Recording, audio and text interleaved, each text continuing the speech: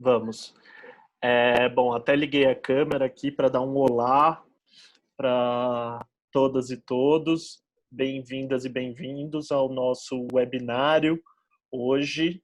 Essa é uma parte de uma série de webinários que o IBDU, o Instituto Brasileiro de Direito Urbanístico, vem fazendo.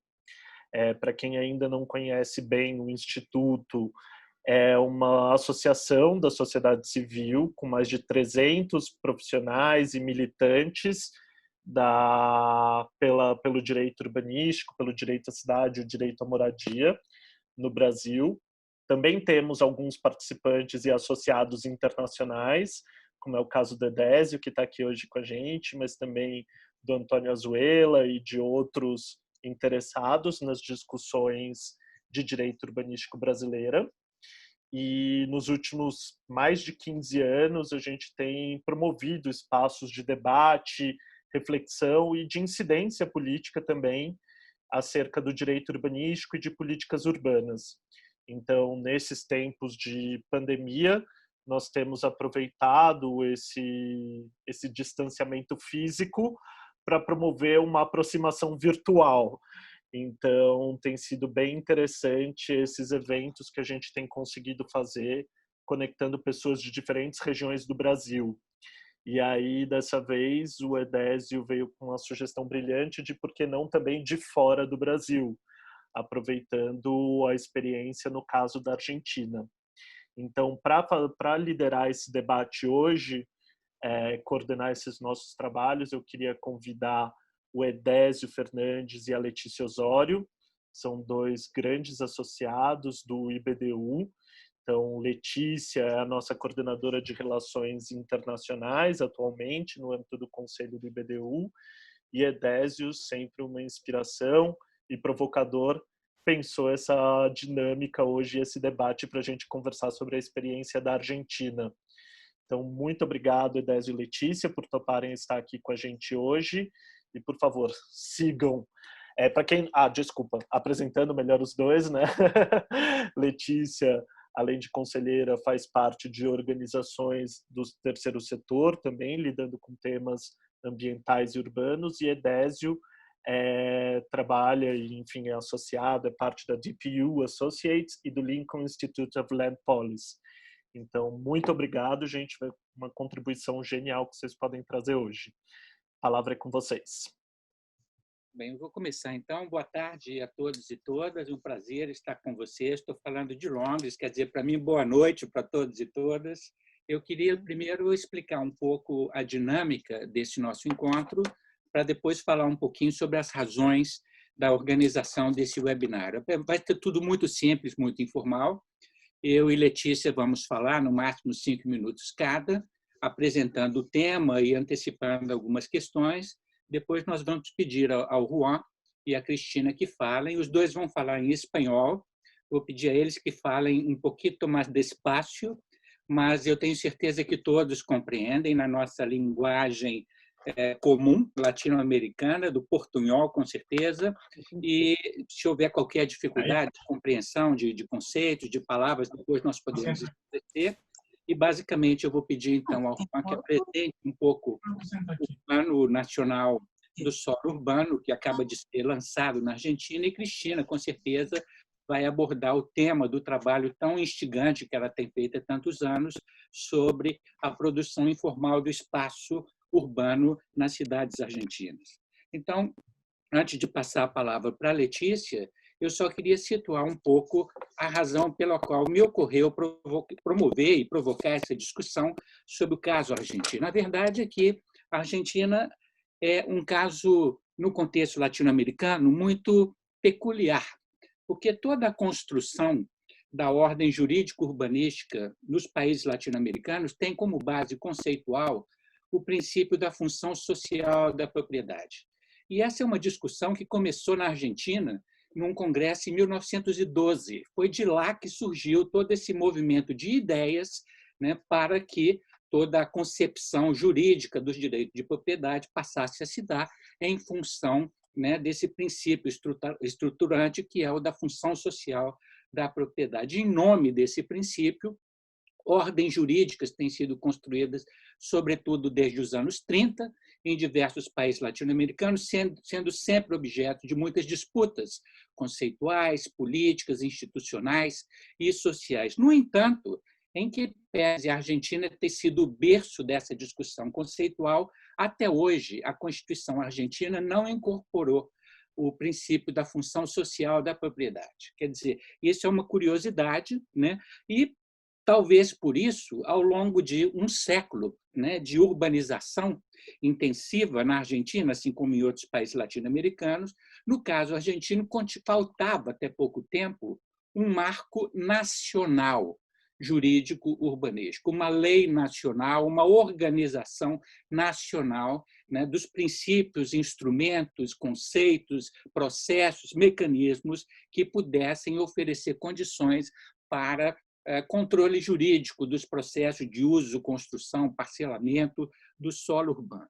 Agora, ao mesmo tempo, até recentemente, o contexto argentino, diferentemente, por exemplo, de países como a Colômbia, como o Brasil, como o Equador, ainda era muito marcado pelo civilismo jurídico, né? pela hegemonia do Código Civil na sua interpretação do direito de propriedade. Eu me lembro do susto que eu levei, não tem tanto tempo assim, de abrir um jornal em Buenos Aires e ver uma referência a um processo de ocupação de terras como uma usurpação.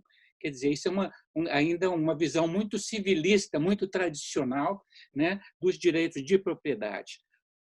Nas últimas décadas, talvez aí nas 3 últimas décadas, uma série de avanços muito significativos tem acontecido na Argentina, sobretudo através de leis e políticas nas províncias e nos municípios. Então, nós temos experiências muito interessantes em Córdoba, em Rosário, em La Plata, e especialmente na província de Buenos Aires, né? Mais recentemente, 2 leis marco, 2 leis muito importantes, que é a lei do acesso justo ao habitat e também a lei mais recente sobre os assentamentos informais, né, que foi aprovada um ano atrás na Argentina. Também uma outra peculiaridade da Argentina é que, talvez exatamente pela falta do marco nacional, o poder judiciário argentino avançou mais do que outros em outros países latino-americanos no reconhecimento do direito de moradia. Quer dizer, aquilo que na nossa tradição brasileira e outros países não tem sido reconhecido,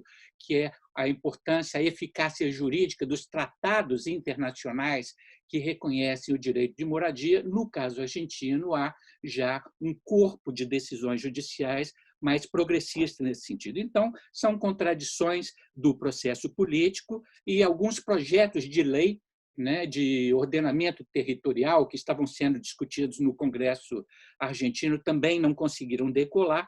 Foi preciso toda uma mudança política nos últimos anos, né, para que finalmente houvesse aí esse conjunto de fatores que tem levado primeiro à criação de um aparato institucional federal argentino, que é o Ministério do Desenvolvimento Territorial e Habitat, né? Na sequência, novas leis, como a lei que eu mencionei, dos assentamentos informais, e culminando com essa proposta que nós vamos discutir hoje do Plano Nacional do Solo Urbano. Quer dizer, essa foi a primeira razão pela qual eu pensei em promover esse debate, entender um pouco sobre esse processo. A outra razão é, para mim, que marca muito esse momento novo da história argentina quanto ao ordenamento jurídico do solo, é exatamente essa ênfase no solo urbano, esse reconhecimento da centralidade, do caráter estrutural, da estrutura fundiária, porque a verdade é que a história latino-americana de urbanismo é uma história totalmente desarticulada da estrutura fundiária.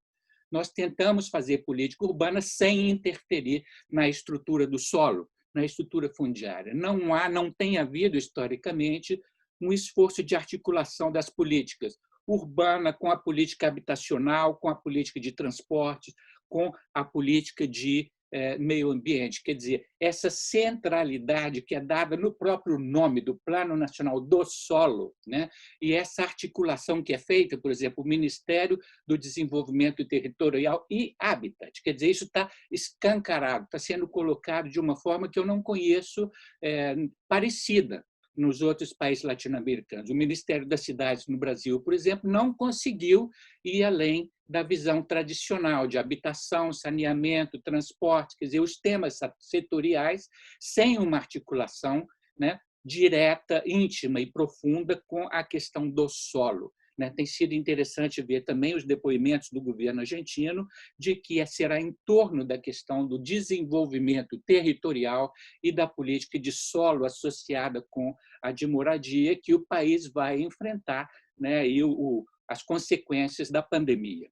E, finalmente, o último fator que me levou a propor esse debate é que, num contexto de desmonte generalizado da ordem jurídica urbanística no Brasil, no Equador, em alguma medida até em Colômbia, quer dizer, aqueles países que eram as nossas referências desse processo de reforma urbana, de construção de uma nova ordem jurídica, tem havido um desmonte apavorante, um retrocesso assustador. Então, é um prazer, é um alívio, é uma alegria falar de um país onde está havendo uma construção, né? Onde há toda uma atitude de construção e, sobretudo, na leitura que eu fiz da proposta do plano, nos melhores termos possíveis. Quer dizer, os conceitos foram colocados com uma clareza, com uma precisão que eu até agora não vi em nenhum outro contexto latino-americano. Então, essas são as razões pelas quais eu pensei em provocar esse debate para escutar os colegas argentinos, né? O Juan, que é um especialista em mercados de solo e que ocupa atualmente essa diretoria exatamente de política fundiária do Ministério de Desenvolvimento Territorial, e Cristina, que tem todo um trabalho consolidado, reconhecido internacionalmente, né, com uma perspectiva antropológica, sociológica, sobre os assentamentos informais. Então, é um luxo estar com vocês aqui. Eu passo a palavra para a Letícia, para que ela também introduza um pouco o nosso debate, antes de propriamente convidá-los para expor um pouco sobre o caso argentino. Obrigado. Letícia? Muito obrigada, Edésio. Eu agradeço a participação da Cristina, do Juan e de todos e todas presentes. Eu vou ser muito breve, justamente o que eu pensei em falar e ressaltar é justamente o último ponto que o Edésio mencionou, que esse debate ele proporciona uma discussão no contexto da pandemia de uma evolução na legislação e em políticas que vão advir dessa legislação, políticas baseadas em princípios do uso da função social da propriedade, da função social da cidade, do uso comum, dos bens comuns, da solidariedade, da participação, da gestão participativa. E justamente nesse momento de desmonte generalizado, né, eu vou citar só 2 exemplos aqui no Brasil, mas existem vários. Um deles é o projeto de lei número 413 desse ano. É um projeto de lei nacional que desregulamenta a legislação urbanística, altera normas de uso do solo, privatizando competências públicas, hoje estabelecidas como públicas, como, por exemplo, a urbanização para regularização fundiária. Também desmonta o sistema federativo no sentido de invadir várias competências municipais para legislar sobre o interesse local e usurpa instrumentos urbanísticos, vinculando eles a direitos de liberdade econômica. Não é só em nível nacional que esse desmonte está acontecendo. Além da legislação urbanística, também há um desmonte de toda a estrutura de participação social. Já no início do governo, todos os conselhos relevantes que garantiam a participação social em políticas públicas estruturantes foram diminuídos na sua importância ou mesmo desativados, né, desconstituídos. O governo também tentou alterar a lei de acesso à informação, no sentido de tornar menos transparentes os atos do governo durante esse período.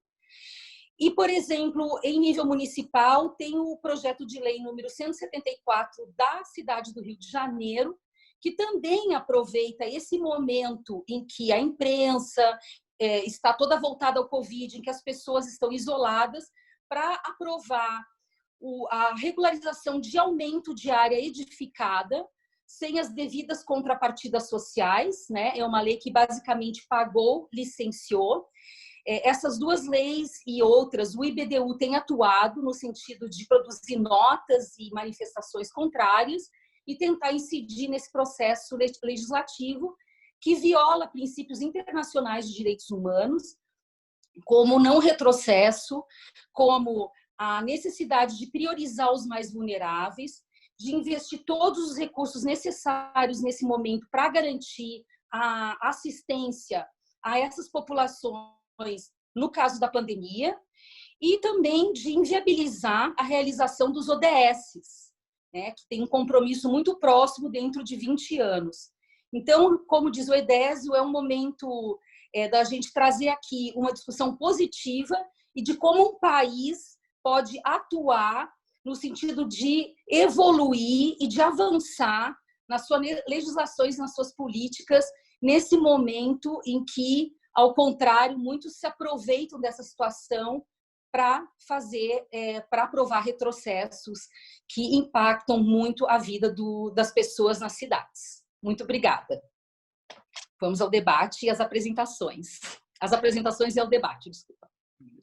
Então, Juan, por favor, muito obrigado pela presença e passamos a palavra para você para apresentar um pouco sobre o plano, o processo que levou a isso, quais são os principais elementos, quais são as principais intenções do plano.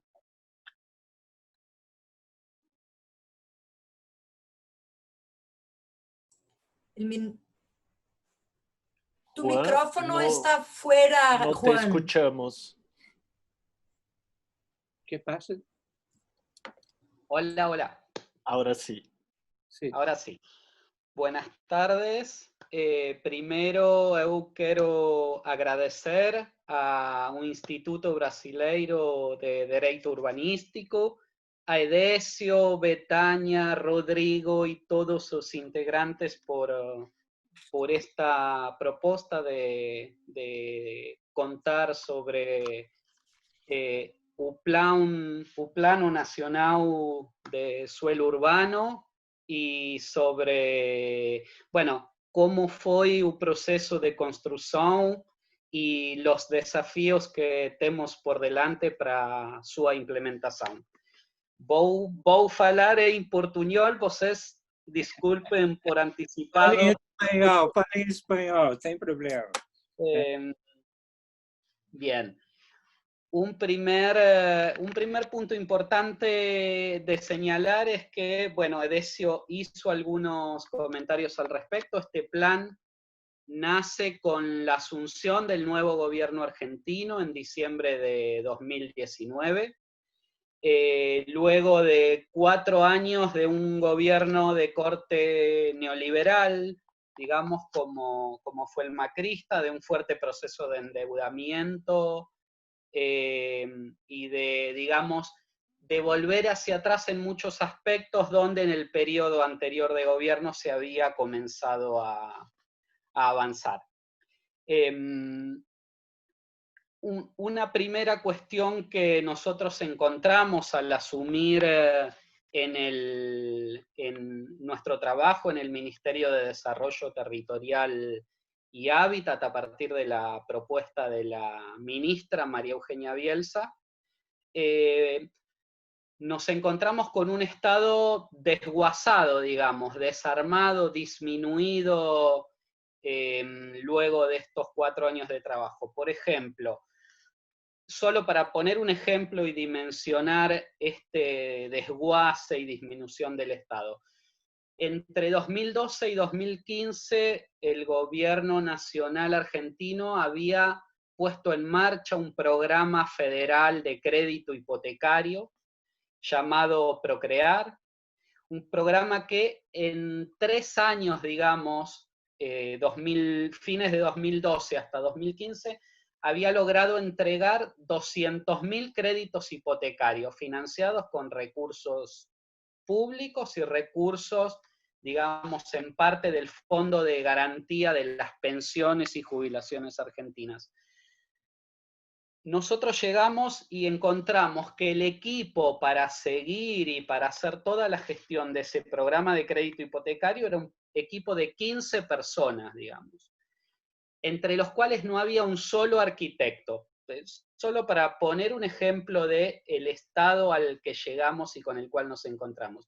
Claro que ese programa de crédito hipotecario que no desapareció, pero se le cambió totalmente su sentido, digamos, era un programa que lo que hacía era dar créditos hipotecarios a tasas mucho más bajas que las existentes en el mercado, lo que realmente garantizaba el acceso de sectores populares y sectores medios bajos al crédito hipotecario. Se transformó en un programa del estilo de los que existen en varios países de Latinoamérica, llamados ABC, digamos los de ahorro, bono y crédito, ¿no? que ya cambió, el programa no subsidiaba, no subsidiaba la tasa de interés, sino que subsidiaba el capital en parte con un aporte del Estado, y lo que se hizo fue modificar la unidad de ajuste de los créditos hipotecarios, atando tanto el capital adeudado como digamos, el valor de las cuotas a partir de la tasa de interés a la inflación. Y lo que pasó en Argentina en estos 4 años es que hemos tenido el proceso inflacionario más alto de los últimos 30, con lo cual, obviamente, con salarios ganándole por bastante diferencia a la inflación, ha generado que muchas de las familias no puedan acceder, digamos, a un crédito hipotecario, mejor dicho, los que accedieron que se encuentren con dificultades para pagar la cuota porque el valor de la cuota les insume una parte cada vez mayor de los ingresos familiares. Eso sumado a un proceso en el cual hubo pérdida de empleo, digamos, ni hablar ahora después de la pandemia que, bueno, todavía no sabemos las condiciones en las que vamos a salir, pero obviamente va a tener efectos en el crecimiento económico y en el empleo y en otras cuestiones que quizá todavía no somos capaces de dimensionar.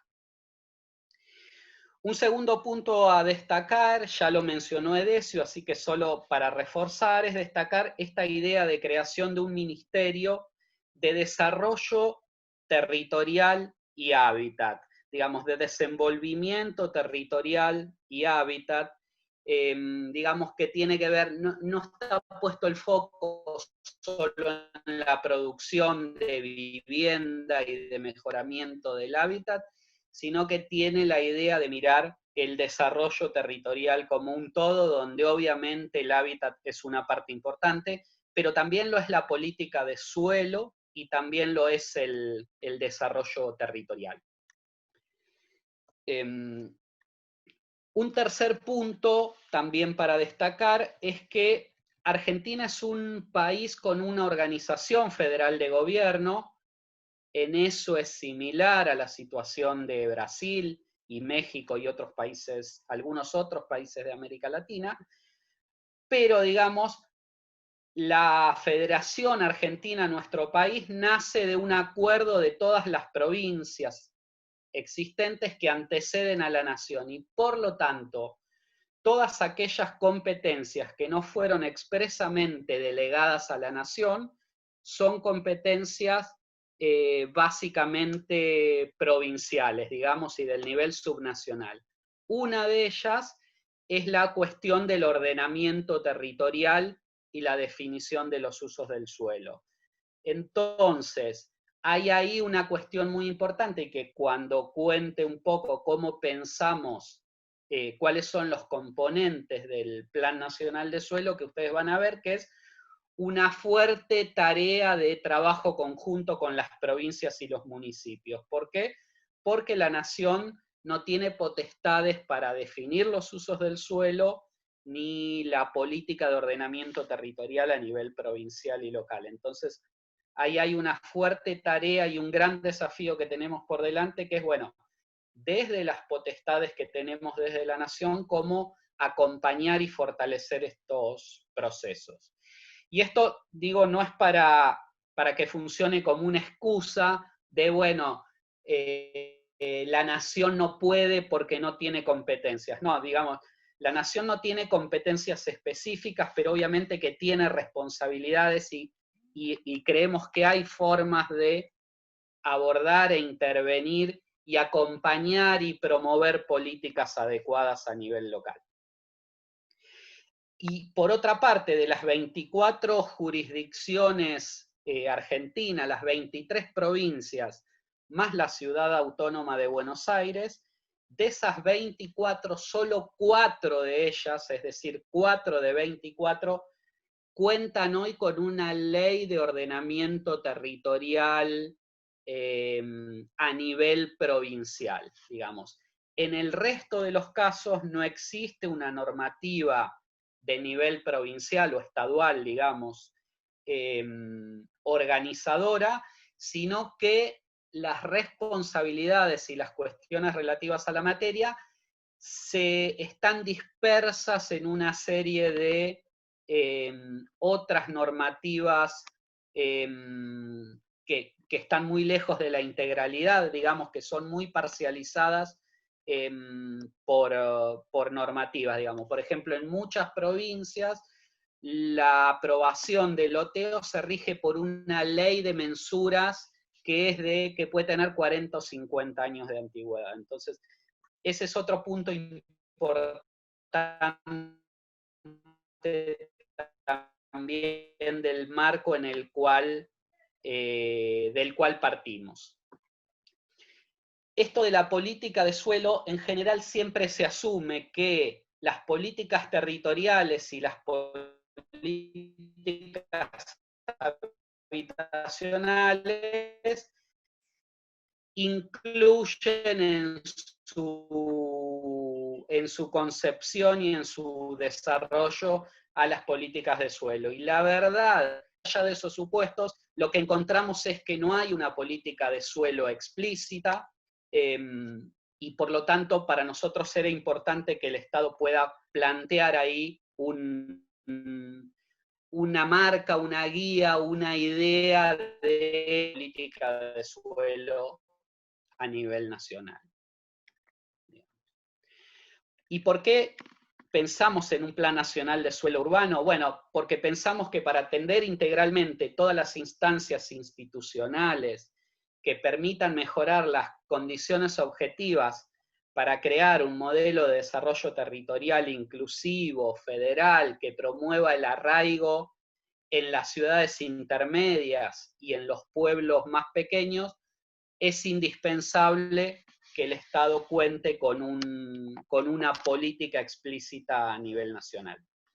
Por otro lado, porque hay problemas persistentes desde hace años, de los que ya hemos hablado y también mencionaron algunos, bueno, mencionaba en la introducción y además discutimos siempre en América Latina, los altos niveles de informalidad en la tenencia de la tierra, las condiciones de alta vulnerabilidad de los sectores sociales que no pueden acceder a ella, que se expresa en acceso precario a servicios, formas de segregación socioeconómica, y que se asocia muchas veces también con niveles de violencia, de situaciones de violencia, digamos, en estas situaciones de informalidad. Por otra parte, un alza persistente de los precios del suelo, que tiene que ver con muchos motivos, pero uno de esos motivos nosotros creemos que tiene que ver con las expectativas de valorización acerca de los precios que se dan por los cambios normativos producidos por el Estado, por la gran cantidad de obras públicas que el Estado desarrolla y que no tienen una contrapartida del Estado para gestionar y recuperar una parte de esa valorización, que es importante que el Estado avance sobre eso, porque cada vez que se modifica la normativa urbanística o que se desarrollan obras públicas, esas políticas digamos, afectan diferencialmente a algunos terrenos y no al conjunto. Entonces, la forma de que la política territorial no se transforme en una política que también contribuya a la desigualdad, creemos que es fundamental que haya políticas claras en esa materia. Por otra parte, también digamos, las brechas de ingresos y las posibilidades de acceso al nivel formal, cuando uno mira la pirámide social argentina, lo que encuentra es que el 50% de la población pertenece a la clase baja o a la clase baja superior, digamos. Y si le sumamos la clase media baja, estamos hablando de alrededor del 75% de la población. Entonces creemos que es fundamental que haya políticas específicas del Estado que promuevan y tiendan a facilitar el acceso de esas familias a suelo urbano, porque si el Estado no interviene, lo que sucede y lo que nos viene demostrando las realidades de hace muchos años es que lo que ofrece el mercado como posibilidades de acceso de la población al suelo urbano deja muchas familias afuera, por sus ingresos, por su capacidad de pago para el acceso a un terreno o a una vivienda que en definitiva lleva consigo también estas cuestiones relativas al crecimiento persistente de los precios del suelo. Entonces, nos parece que es un punto central que el Estado pueda trabajar para facilitar el acceso de la población y sobre todo de aquella de menores recursos socioeconómicos, digamos. Por supuesto que para hacerlo hay diferentes elementos, entre los que podemos mencionar, por supuesto, el incremento de la oferta de suelo urbano, bien localizado, de calidad y asequible para el conjunto de las familias, insisto, sobre todo para la de menores ingresos socioeconómicos. Y por supuesto también hay cuestiones de regulación urbanística y de regulación adecuada del mercado de suelo. Entonces voy a terminar, digamos, con el por qué creemos importante para entrar un poquito en cuáles son los elementos que nosotros definimos al crear el Plan Nacional de Suelo para poder dar respuestas en estas distintas líneas, digamos. Bueno, todos estos problemas nos plantean entonces la necesidad de abordar la gestión del suelo de manera integral, y ahí es clave la concurrencia de las acciones, es decir, acá no alcanza, y eso lo tenemos muy claro, solo con las acciones del gobierno nacional, ni solo con las acciones del gobierno municipal o de los gobiernos provinciales. Por lo tanto, es clave el trabajo asociado y en concurrencia entre el nivel federal, el nivel provincial y el nivel municipal, y también por esto de la organización institucional federal del país que tenemos en Argentina. ¿Cuántos minutos me quedan, Edesio, que no estoy controlando? 3-5 minutos. Perfecto, vamos directo entonces a los contenidos del plan y en todo caso después queda espacio para preguntas y para alguna ampliación. El plan básicamente nace de la idea de que creemos que una política virtuosa de hábitat, de vivienda y de desarrollo territorial debe ir acompañada. Por eso, la generación de suelo producida por el Estado nos parece que es un elemento fundamental como base sobre la cual promover soluciones habitacionales, y no solo estamos pensando en la producción de suelo para, digamos, la adjudicación a los usuarios finales, sino también la producción de suelo para que el Estado cuente con localizaciones adecuadas y en los tiempos necesarios para, por ejemplo, producir moradía, producir vivienda y sobre todo que esa vivienda esté bien localizada. porque otro elemento importante que no mencioné, pero que hemos visto, si bien en los últimos años en América Latina hemos tenido incrementos en la cantidad de soluciones a vivienda y moradía producida por el Estado, la verdad es que cuando miramos los resultados de localización de esos barrios construidos por el Estado, en muchos casos nos encontramos que la localización es bastante periférica, lejana a los puntos de trabajo, que en la búsqueda de encontrar precios del suelo más bajos, entonces trasladamos a las familias que van a vivir en esas viviendas costos que van a tener que pagar por el resto de su vida, en transporte, en tiempos de viaje para llegar a los puntos de trabajo, en localizaciones inadecuadas en relación al acceso a los equipamientos y a los servicios que la ciudad brinda. El programa básicamente está estructurado en 4 grandes líneas o ejes estratégicos, digamos. El primero es un programa nacional de producción de suelo, donde ahí nos proponemos trabajar desde el Estado Nacional para producir suelo urbanizado, lotes con servicios, para incrementar la oferta de tierra. Y por otro lado, en paralelo, dentro del mismo programa, para promover en las provincias y sobre todo en los municipios, la constitución de bancos de tierra entendidos en el buen sentido, digamos, entendidos como, en el buen sentido quiero decir, a menudo se dice, bueno, tenemos un banco de tierras, pero la verdad es que si ese banco de tierras no se gestiona adecuadamente, no genera ingreso de tierras adecuado y no ofrece tierra cuando los precios suben para reducirla, digamos, después nos encontramos que, bueno, es un instrumento más, pero que no da mucho resultado. Entendemos a los bancos de tierra como un sistema de administración y de incorporación de inmuebles al patrimonio municipal, que puede permitir, que sirve para regularizar y para constituir reservas de tierra y para que el Estado pueda ir generando anticipadamente el suelo y previendo anticipadamente el suelo que va a necesitar. Porque lo que también vemos cuando vemos la localización de muchas de las viviendas sociales es que el Estado aparece en estas oleadas de ahora hay recursos para construir vivienda, entonces, bueno, no tenemos suelo, que las provincias y los municipios traigan el suelo. Como nadie tiene suelo, o muy pocos, salimos a comprar suelo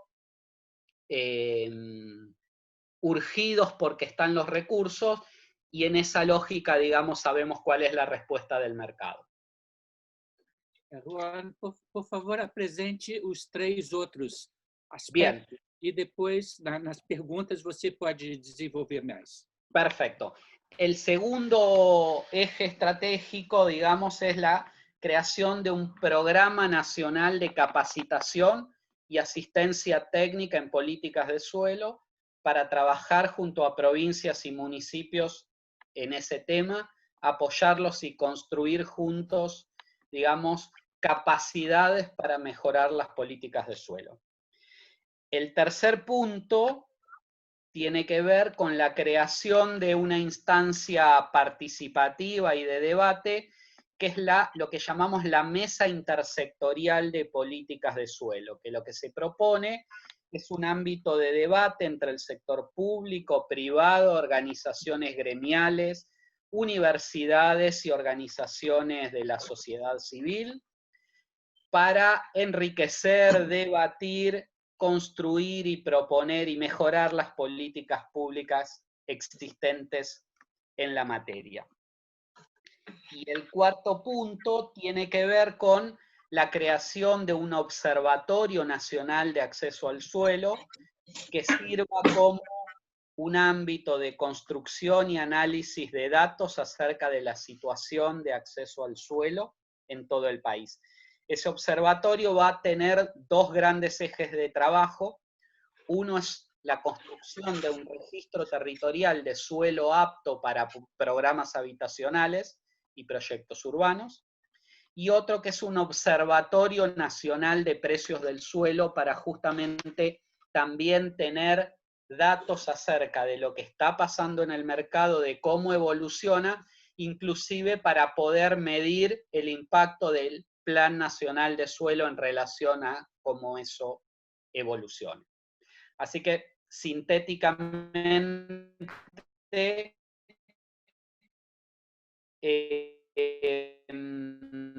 eso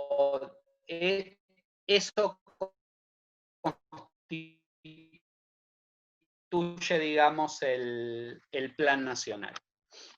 Muito obrigado, Juan. Muito interessante. E, com certeza, depois, nas perguntas, você vai ter oportunidade de aprofundar mais os pontos, né? Cristina, por favor, seus comentários. Yo había preparado sobre el otro eje que va a ser central en Argentina, de políticas públicas, complementando a lo que plantea Juan, y que Juan un poco plantea en términos amplios, y hay muchas cosas que me son de utilidad. Pero bueno, en primer lugar, buenas tardes, buenas noches, muchas gracias por la invitación, muy obrigada por el convite. Y escribí un PowerPoint que lo quería compartir, a ver si se puede, lo intento, ¿me lo habilitan o directamente pruebo? A ver. Ah, está inhabilitado. Sí, creo que yo puedo habilitarte. Ah, perfecto. Solamente un segundo.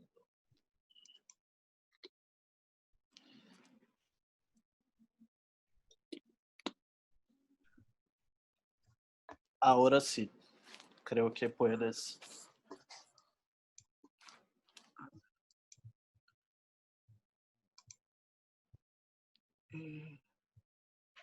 ¿Cómo hacía? Tengo muchos textos. No sé por qué veo rara mi pantalla. Pizarra, ¿por qué me aparece otra cosa extraña?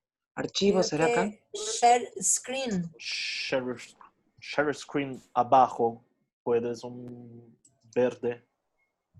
Sí, pero me aparece pues un montón de pantallas. Compartir, pero quiero abrir la que tengo.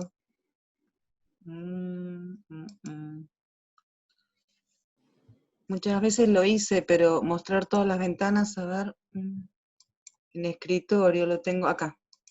A ver. ¿Se ve? Sí, ahí Se ve. está. Perfecto. Sí. Sí. A ver, perfecto.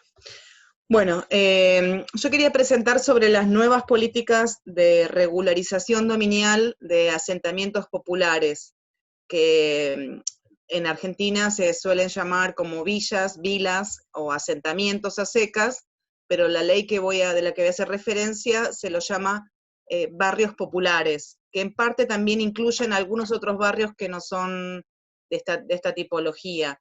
En Argentina, a diferencia de América Latina, es uno de los países que tiene menos informalidad, aproximadamente alrededor de un 10%, pero sabemos que siempre es muy difícil esta medición, ¿no? Y esto no lo hemos superado todavía, a pesar de que voy a hablar de un registro de asentamientos.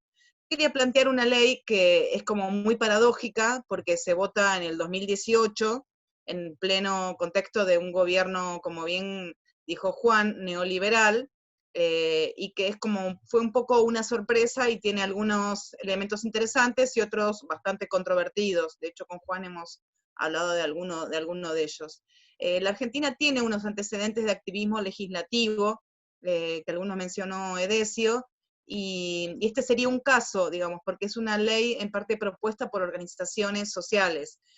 Podemos mencionar una temprana, en 1998, apenas creada la ciudad como ciudad autónoma, la ley 148, que la proponen organizaciones villeras, de regularización dominial e integración urbana, que en parte después no se aplicó, la ley 341, que ahora puede alcanzar al carácter también nacional, es una de las leyes que está discutiéndose, que es la ley de autogestión, o sea, generar vivienda por procesos autogestivos impulsados por el Estado, y como también mencionó Edesio, la ley 14449 de acceso justo al hábitat, que es de la provincia de Buenos Aires, y que no es solamente para asentamientos, pero que tiene muchos elementos importantísimos, es la primera normativa sobre asentamientos provincial, que se inspira en los principios en el Estatuto de la Ciudad de Brasil, y implica un registro provincial, e implica procesos de regularización dominial y zonas de interés social, digamos, zonas especiales, como uno de los elementos.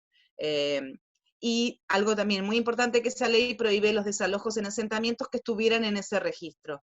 Para el caso argentino, los desalojos son un tema muy problemático, es un tema que estoy trabajando en la actualidad, y sobre todo porque entran en la justicia por el fuero penal, o sea, claramente entran dentro de lo que una categoría de delito, y en muchos casos se utiliza la fuerza pública inmediata para los desalojos, y en los últimos años, en el gobierno de Macri, hubo desalojos muy violentos, y también cuando fue jefe del gobierno de la ciudad, en algunos casos con muertos, que es algo que en Argentina no es habitual. Esta ley, que después tiene el número de 27453, la sancionada en octubre del 2018, tiene un par de antecedentes dentro del gobierno de Macri. Por un lado, durante 2016 y 2017, de una forma bastante callada, sin que se diera a difundir, se hizo un relevamiento de barrios populares, tomando un poco la metodología de Techo, se sumó Cáritas y algunas organizaciones de la economía popular. Esta es una de las paradojas, porque esta ley no la propone como una de regularización dominial, que tuvo media sanción durante el kirchnerismo, que fue propuesta por el multiactoral Habitar Argentina, que se inspira mucho en los movimientos de reforma urbana de Brasil, sino que fue propuesto por organizaciones de la economía popular, y Techo, que es una organización que tenía mucha afinidad con el gobierno de Mauricio Macri, ¿no?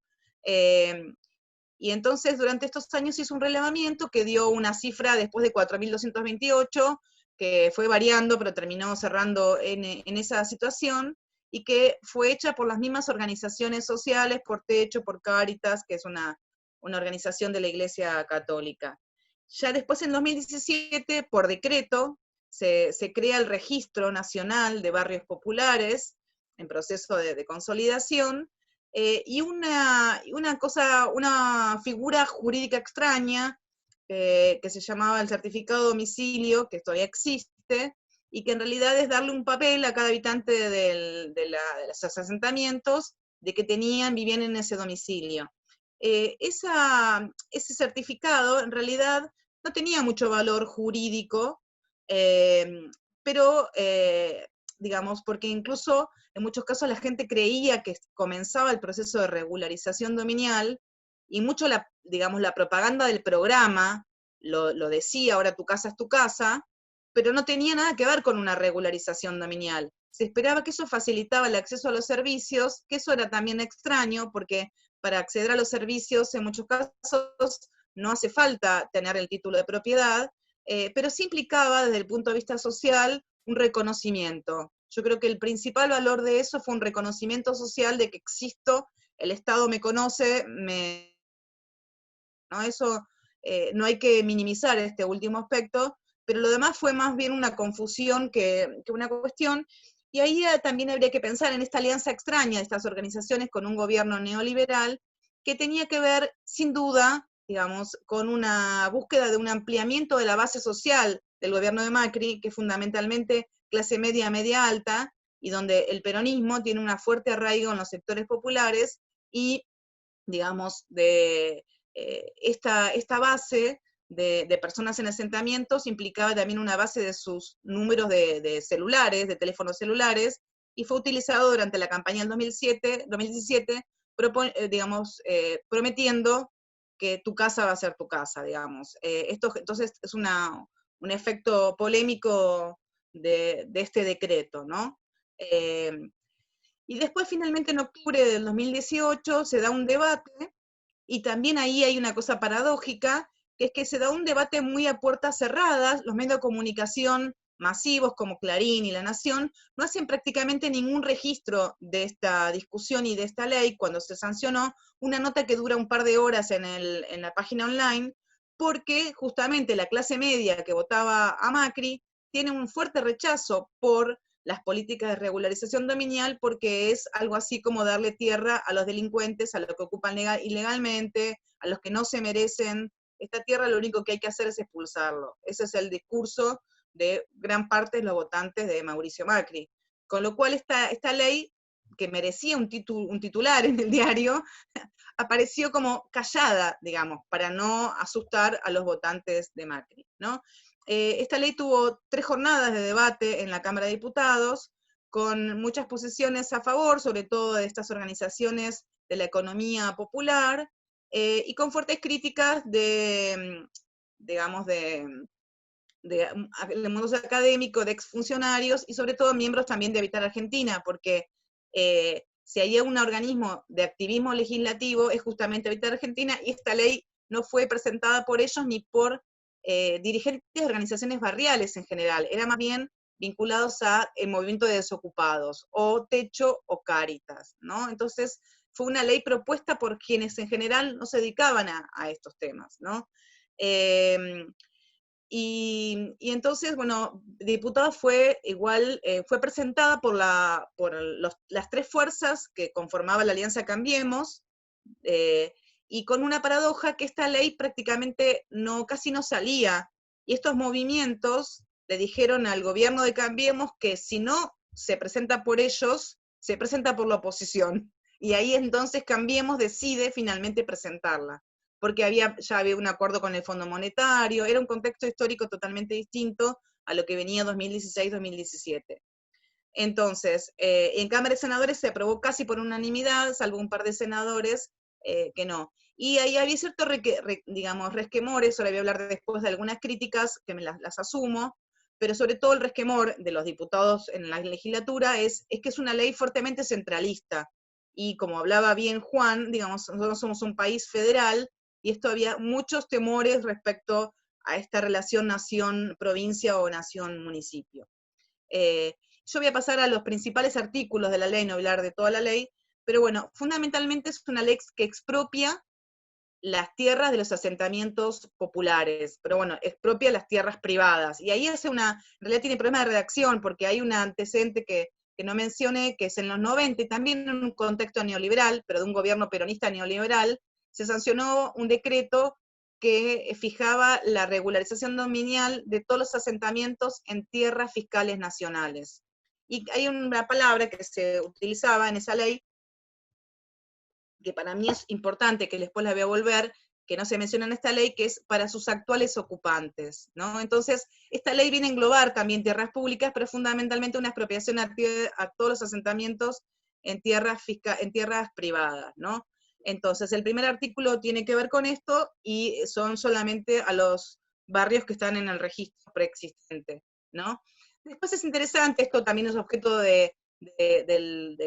fue de los debates, y sobre todo la perspectiva de algunos organismos de derechos humanos, la definición de integración sociourbana, que la compartiríamos todos, que es proveer de infraestructura, regularización dominial, mitigación del ambiente sano, con una perspectiva participativas de enfoque de género y diversidad. O sea, es un artículo absolutamente políticamente correcto, ¿no? Es como una intención de la ley.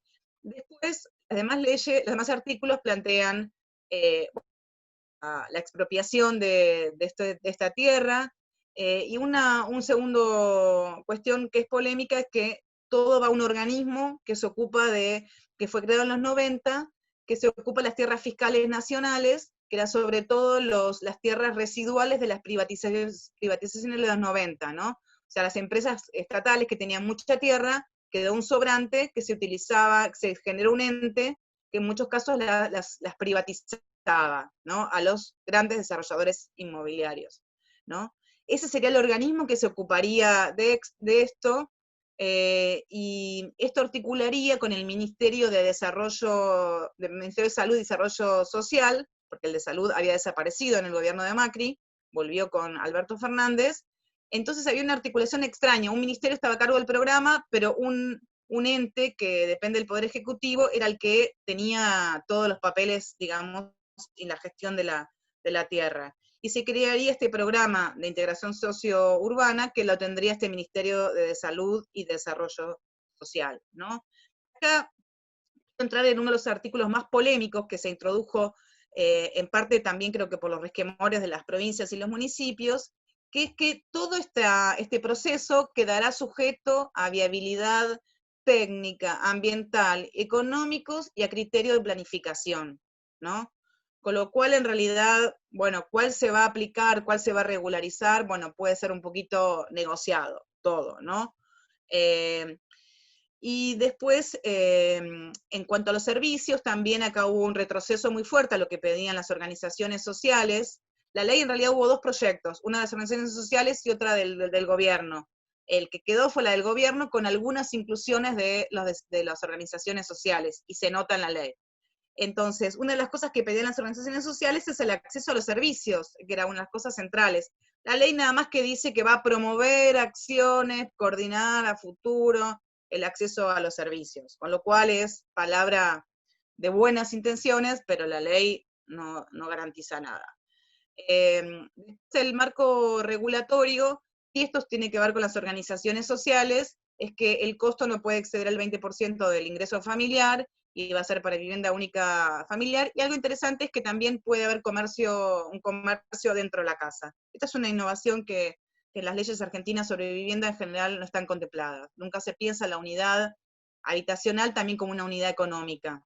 Acá no dice talleres, otras cosas, pero dice comercios, ¿no? Y fundamentalmente hay varios artículos, yo puse algunos solo, pero que habla de mucho de acuerdos provincia-nación y municipios, acuerdo provincia-nación, todo tiene que estar en marco de convenios, que esto es para no violar el federalismo argentino, y también contempla en algunos casos relocalizaciones cuando están en un contexto ambiental extremadamente degradado y no se puede hacer nada en contrario. Una cuestión también que plantearon las organizaciones sociales es que las obras para esta regularización dominial y demás sean un 25% hecho por cooperativas de la economía popular, ¿no? Y después, el último es que también uno de los polémicos, que es el comiso, digamos, ¿no? Donde todas estas propiedades van a estar incluidas. Y, digamos, si uno ve la reglamentación que surge después, en realidad es peligroso un fideicomiso, primero porque puede ser poco transparente por los costos, pero sobre todo en un contexto neoliberal. Yo veía un poco la reglamentación y podía cotizar en bolsa, pedir préstamos. Estaba pensado, me hace acordar un poco, quizás a lo mejor no conozco tanto, pero me hace acordar un poco al EDU de Medellín, digamos, que era como una entidad de desarrollo urbano que después tiene como una vida propia y puede generarse como un actor económico, pero sobre todo lo de cotizar en bolsa daba un poquito como de miedo, por lo menos. A mí me daba miedo, no sé si al resto, ¿no? Y entonces, un poco para plantear, bueno, cuáles son los dilemas actuales y qué está pasando ahora con esta herencia de Macri, pero que es una herencia que se la puede retomar en este contexto. Una, el contexto de la coyuntura es favorable a la discusión de asentamientos populares, en el contexto de pandemia. En el contexto de pandemia, digamos, como todo es visible, se discute todo, se debate todo, pero nada se debate, digamos. Eso es un poco lo que uno puede ver de lo que pasa. Hasta hace poquitos días se hablaba de los asentamientos populares porque en la ciudad de Buenos Aires casi el 40% de los enfermos de COVID son de las villas, cuando a lo sumo es un 8 o 9% de la población, con lo cual en realidad son las víctimas del COVID en la ciudad de Buenos Aires. Daría mucho para hablar cómo trató la ciudad de Buenos Aires a los habitantes de las villas en este contexto, que es realmente espantoso, terrorífico lo que está pasando en las villas respecto al COVID.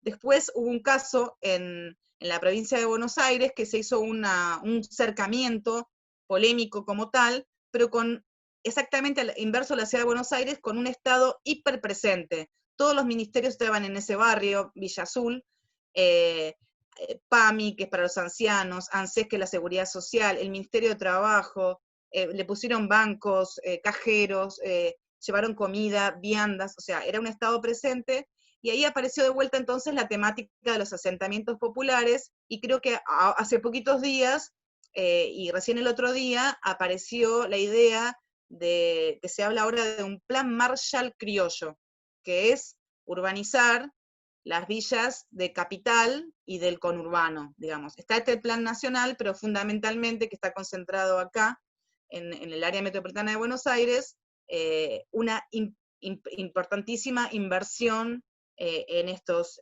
barrios. Creo que tiene que ver con que la coyuntura esto del COVID hizo suficiente. Pasando a los dilemas de esta ley, yo creo que hay que pasarla por el Congreso y hacer algunas modificaciones. Acá estoy hablando, no la antropóloga, sino Edesio, estamos hablando de jurídica. Yo ahora me sumo en este rubro. En ninguna parte dice para sus actuales ocupantes. Para mí, y esto lo planteé yo en la Cámara de Diputados, y varios se planteó en la Cámara de Diputados, y era para mí altamente sospechoso por esto de que muchas localidades, muchas provincias pueden proponer este asentamiento que está ubicado en una zona de alta renta, vayámoslo a otro lado, porque la planificación urbana dice que acá no puede vivir, o lo hacemos una plaza, o lo que fuera, no puede vivir gente de este contexto, o lo hacemos un parque, y permite que la planificación urbana o la factibilidad técnica o estas palabras que pueden ser muy manipuladas políticamente no suceda. Creo que esta garantía faltaría poner que para sus actuales ocupantes no estaría de más, porque digamos puede venir otro gobierno, por esto de la laxitud de las demás, y por la apetencia del mercado inmobiliario, y en particular por el organismo que se ejecuta, que se caracterizó por muchísimos desalojos en tierras fiscales nacionales, y por ninguna regularización dominial, ¿no? Después, una de las cosas también, en realidad, el nudo para mí de la cuestión de la crítica de esta ley, es que tiene una visión muy centralista, y en realidad, la pregunta, yo la hice, y no hay ningún dato, a pesar del RENAVAP, ¿cuántos de estos barrios comenzaron ya su proceso de regularización dominial, de los 4.228? Una intuición que tengo yo, que puede ser muy errada, pero es una intuición al fin, es que más de la mitad ya inició el proceso de regularización dominial. Algunos en boleto de compra-venta, otros, bueno, en otra situación, otros incluso ya, algunos regularizados, buena parte del barrio. Y entonces, ¿qué sentido tiene que todo lo de las provincias pasen, porque también la tierra fiscal provincial, la tierra fiscal municipal, pasaría a la nación, que se ocuparía de la regularización dominial? Cuando un municipio, con simplemente una ordenanza municipal, puede regularizar la tierra fiscal municipal, o una provincia, con una ley, puede regularizar su asentamiento en una tierra fiscal provincial. No sé si soy clara en esto. Entonces es como que nacionaliza, centraliza toda la tierra, ¿no? Y también la expropiación, las provincias pueden expropiar, algunos municipios depende de qué provincia también pueden expropiar, y entonces no sería como un retroceso complejizar, hacer todo más largo, el larguísimo, extenso proceso de regularización dominial, porque los pocos casos que tenemos en la Argentina a veces llegan 10, 20 años, ¿no? Todos sabemos que en América Latina una de las cosas más complejas es la regularización dominial, porque hay trabas, hay muchas cuestiones, y también si alguien no lo impulsa queda en un limbo jurídico, ¿no? Entonces creo que habría que centralizarse en eso. Ya hablé del ente ejecutor, esto de, ahora que se crea un ministerio, tendría que en realidad ir al ministerio. La ley, digo, para volver a argumentar que era una ley en realidad con un fin más político que concreto, no fijaba presupuesto, en un contexto que ya vimos un acuerdo con el Fondo Monetario Internacional, que nos deuda por 100 años, esta ley, en un gobierno neoliberal, no decía dónde sacaba el dinero. Ahora aparece con el gobierno de Alberto Fernández la propuesta de que a partir de un impuesto a la compra de dólares, una parte iría para esto, pero bueno, ahora en los últimos días se habla de un plan Marshall criollo para los asentamientos, ¿no? Y también tendría que, si estoy cerrando, también tendría que plantearse qué pasa con los servicios públicos, y después una cuestión que para mí hay que hacer es un buen registro de asentamientos, porque los datos son muy malos los que tienen. ¿Cómo se actualiza el registro a futuro? Mejores mecanismos para evitar los desalojos, y algo de espacio participativo en la gestión de este programa, donde las organizaciones barriales puedan participar, y algo interesante para mencionar es que la responsable de este programa es un habitante de un asentamiento del conurbano, ¿no? Eso es un hecho también inédito. Con eso ya cierro. Muchas gracias, muito obrigado.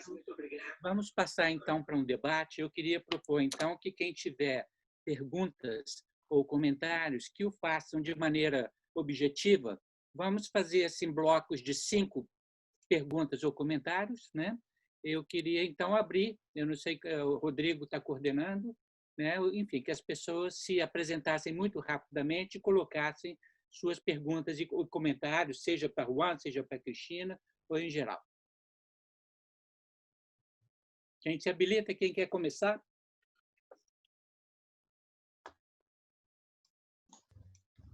Tem que ligar o microfone, né? Isso, Renato. Hola, ¿cómo estás? Muy buenas tardes. Primero agradecerles por las presentaciones y las ideas que han podido mencionar.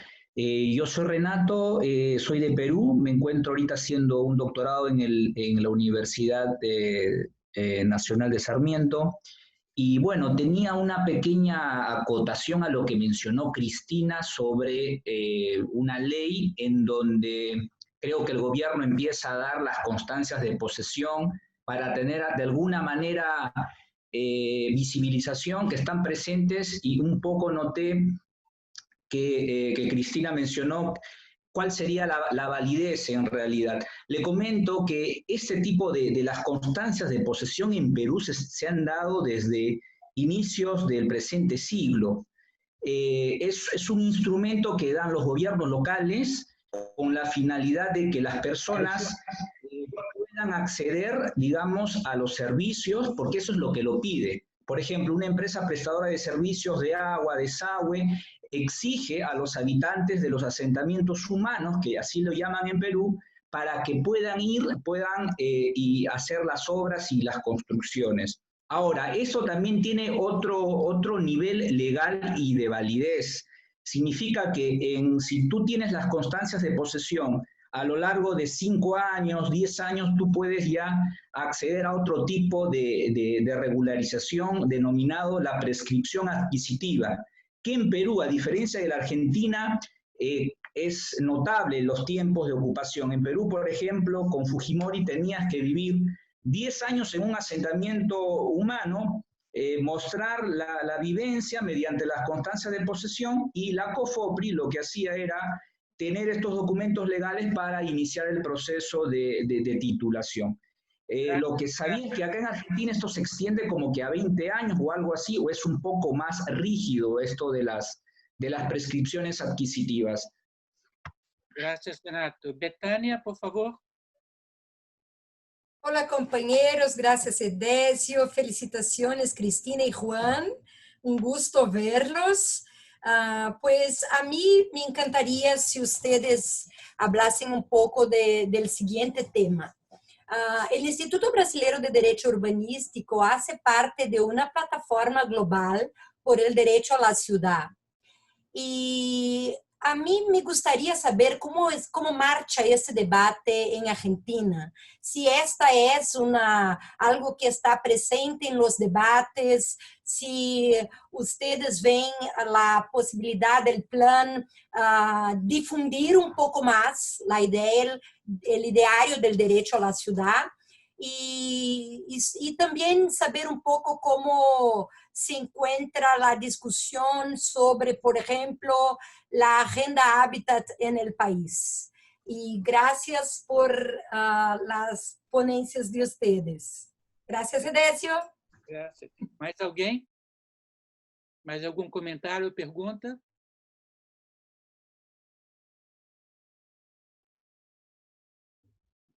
Bom, eu pessoalmente queria saber do Juan e da Cristina um pouco mais sobre como a questão da terra pública, da propriedade pública, está sendo tratada no contexto do novo enfoque sobre planejamento. Como inserir todo esse estoque de terras e construções públicas no banco de terras, na oferta de lotes com serviços, enfim, como está sendo pensada a questão da propriedade pública na discussão mais ampla sobre ordenamento territorial. Mais algum comentário, alguma pergunta, antes de passar a palavra? Eu gostaria também de fazer uma pergunta sobre o banco de terras, no sentido de como é Se o Juan pudesse falar um pouco mais, né? Porque ele falou no final ali, e como é o processo de gestão desse banco, sobre quem fica a responsabilidade, se há participação social, qual é o arranjo de gestão do Banco de Terras. Obrigada. Mais uma pergunta antes de passar a palavra para Juan e Cristina? Eu queria perguntar, Edésio, sobre quando o Juan falou dos planos nos níveis das províncias e dos municípios. Juan, se você pudesse comentar como que esse novo plano do solo urbano, ele vê essa relação com a legislação do nível subnacional, se teria uma orientação técnica para atualizar essa legislação ou se ela suplantaria, como que ficaria essa relação? Então, nós já temos um bloco aí de 5 perguntas e comentários. Eu queria passar, então, a palavra primeiro ao Juan, depois à Cristina, pedindo... Tanto no café da manhã quanto no almoço, eu vou pegar uma maçã, vou comer de noite da tarde. Eu não entendi. Enfim. Tem alguém com o microfone aberto. Acho que o Rodrigo agora dá uma olhada e Não, eu já silenciei o microfone, pode ficar tranquilo. Então, por favor, Juan e Cristina, e de novo sejam objetivos para que a gente possa escutar outras pessoas que estão na audiência depois. Bien, voy a responder no en orden en que se hicieron las preguntas, sino por más bien voy a empezar por las últimas. A ver, respecto al planteo de Decio de cómo se trata el tema de la tierra pública en relación al desarrollo territorial, digamos ahí, bueno, la tierra pública obviamente puede ser tierra pública nacional, provincial o municipal, ¿no? Hay tierra pública de los 3 niveles de gobierno. Nuestro aporte en relación, desde el Plan Nacional de Suelo Urbano, tiene que ver con, digamos, 2 grandes líneas de trabajo. Por un lado, promover y trabajar para que provincias y municipios puedan planificar anticipadamente acerca de sus necesidades de tierra y en todo caso puedan ir utilizando herramientas de gestión para incorporar esa tierra en relación a las necesidades que va teniendo la ciudad. En relación al parque, digamos, o al catastro de tierras públicas existentes, ahí nosotros lo que estamos planteando es, primero desde el Plan Nacional, ofrecer apoyo para que esas tierras públicas, cuando no, ¿qué es lo que sucede? Muchas veces esas tierras públicas no tienen ejecutadas las redes de infraestructura necesarias para poder ser urbanizadas y en todo caso utilizadas en el mercado. Entonces, desde el Plan Nacional lo que vamos a trabajar es en apoyar, en acompañar y en financiar bajo determinadas condiciones, digamos, la posibilidad de urbanizar esas tierras, aportando básicamente la infraestructura para que las tierras puedan ser urbanizadas y adjudicadas a aquellos que son adjudicatarios, o bien, digamos, puestas a disponibilidad de un plan nacional, de un programa, digamos, de vivienda, sea nacional, provincial o inclusive municipal, que en Argentina hay varios municipios que tienen políticas propias de vivienda de nivel municipal. Si bien son pocos en relación al total, es un tema importante. Y ahí en lo que estamos trabajando desde el Plan Nacional es en poner algunos incentivos en relación a ese aporte que va a hacer al Estado, digamos. El Estado va a hacer una transferencia de recursos para urbanizar las tierras y los municipios o las provincias, dependiendo de quién sea el propietario, va a tener que, una vez que finalice y cobre, digamos, y recupere el valor de esas tierras, va a tener que hacer alguna devolución de algún tipo al aporte que hizo el Estado Nacional. Estamos pensando una serie de incentivos para que, si por ejemplo el municipio que recibe un aporte del Estado para urbanizar nos demuestra que tiene una ordenanza de bancos de tierra donde determina que hay una cuenta especial creada, intangible, donde todo lo que recupere por la venta de esas tierras a los adjudicatarios finales lo tiene que volver a volcar en la compra de más tierra, en la urbanización de otro barrio o en políticas de hábitat en general. Digamos, la idea es que esos recursos, en lugar de que vuelvan al Estado Nacional, puedan pasar a conformar un fondo municipal de tierra y vivienda, digamos.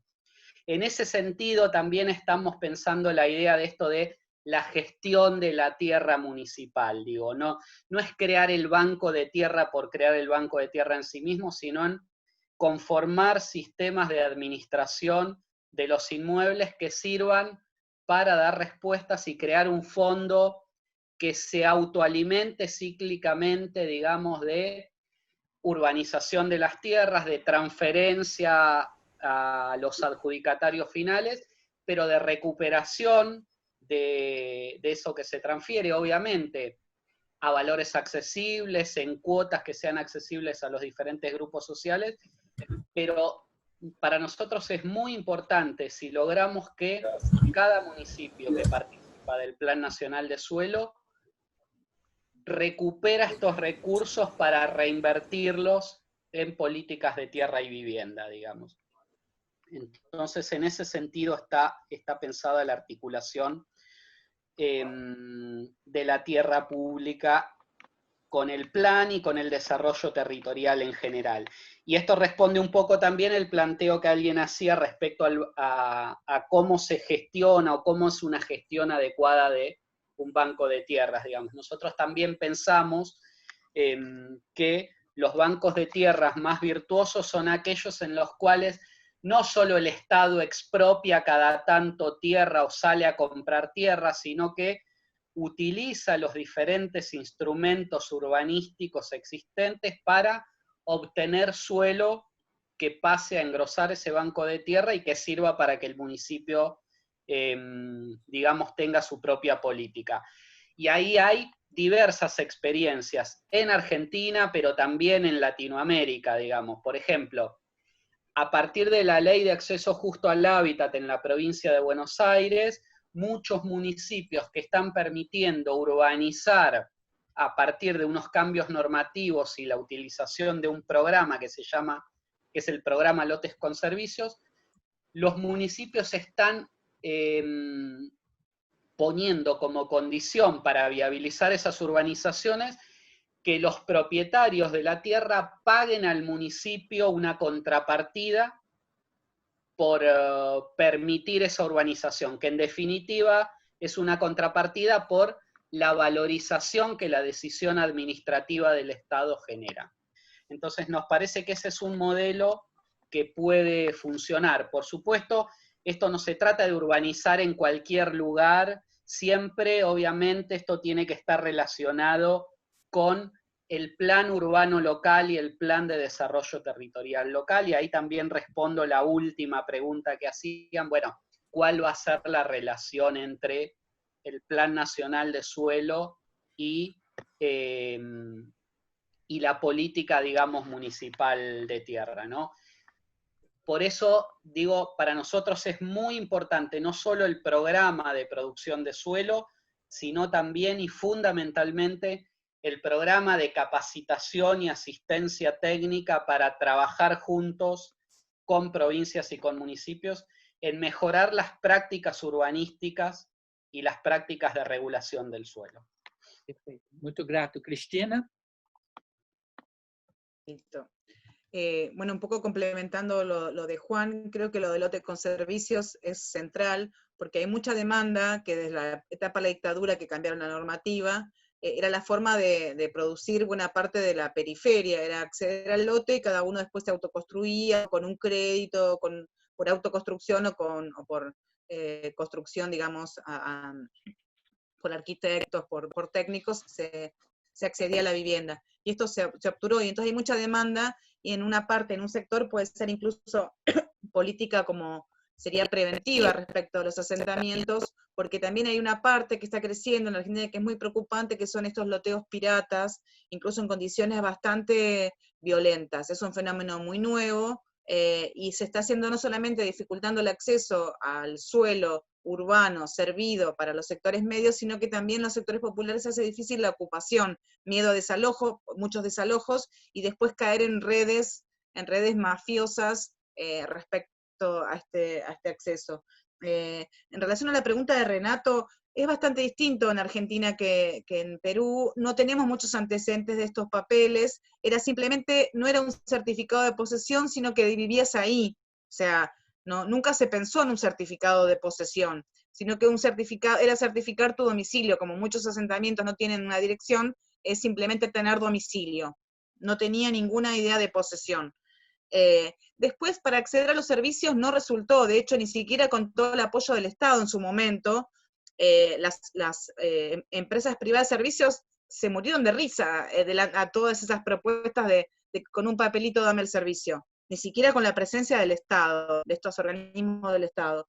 Porque además, de hecho, por ejemplo, las empresas eléctricas, de hecho, tienen medidor en la mayoría de los asentamientos, en los que tienen un ordenamiento de la trama urbana. O sea que no impidió. Y por ejemplo el gas, si no tenés propiedad, el título de propiedad no hace los servicios. Entonces, la verdad no modificó nada en el acceso a servicios. Después, en realidad, la escuela y demás, la Argentina jamás pide ningún papel, casi ni siquiera exige un documento para que un niño vaya a la escuela.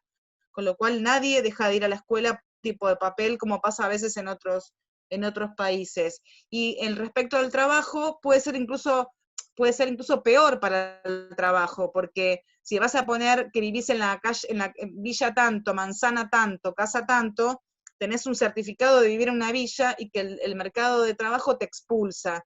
En cambio, antes tenías una dirección, a lo mejor de otra persona. Entonces también puede ser hasta contraproducente eso. Y después de las preguntas de Betania, el tema de la agenda a veces se utiliza en los organismos públicos para cumplir, pero en general la Argentina no tuvo un discurso ni de los organismos públicos de apropiarse del discurso de la agenda urbana, digamos. No hubo mucha tradición.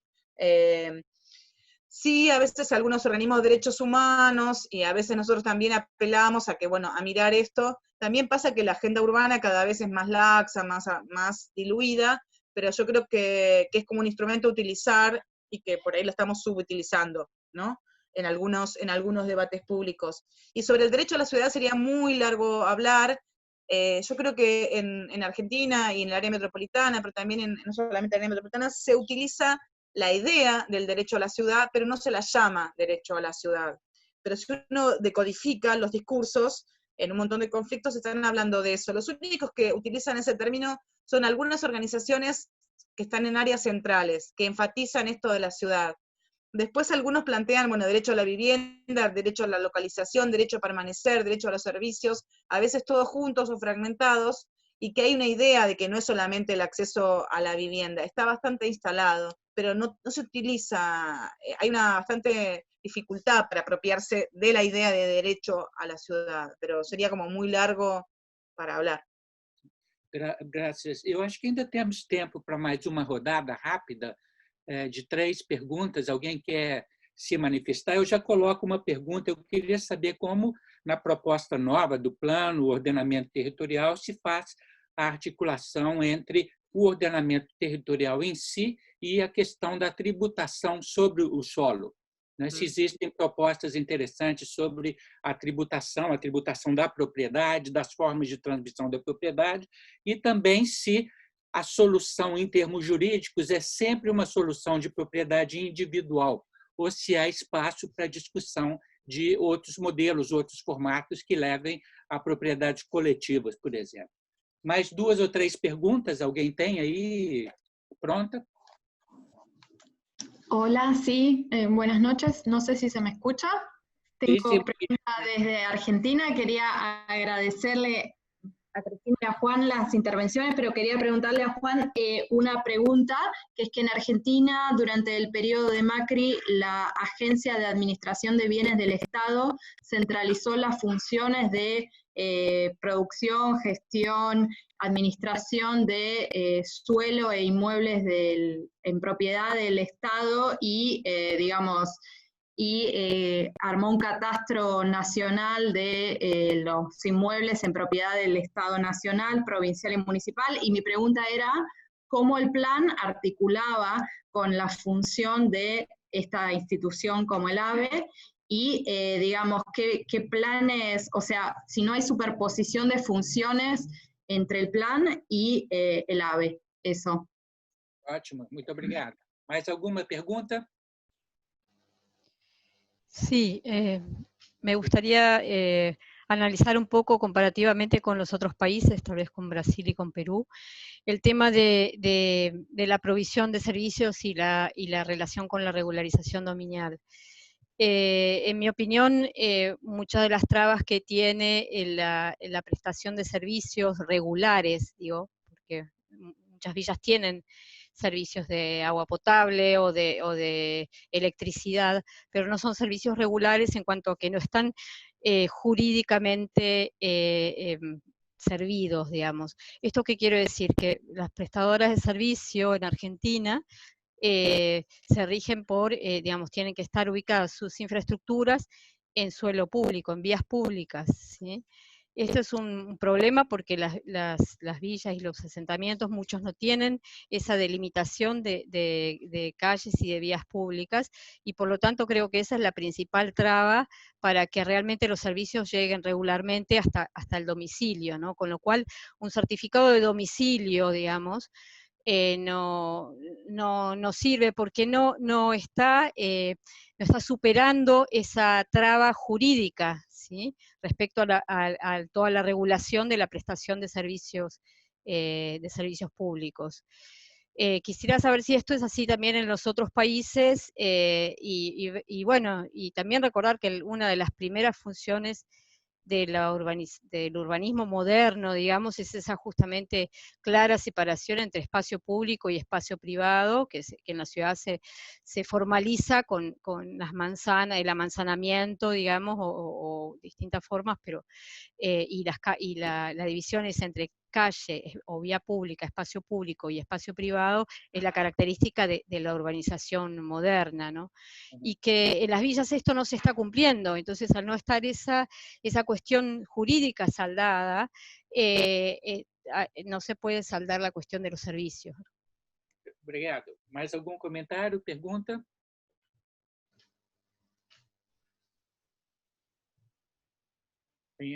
¿No?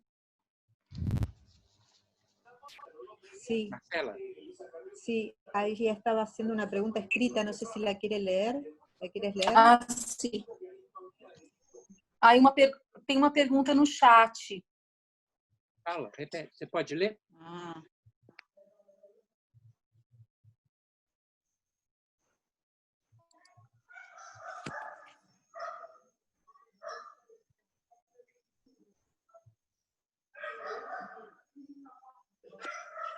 ¿La leo? Se lee. Vamos responder, Juan, você tem algum comentário sobre as perguntas?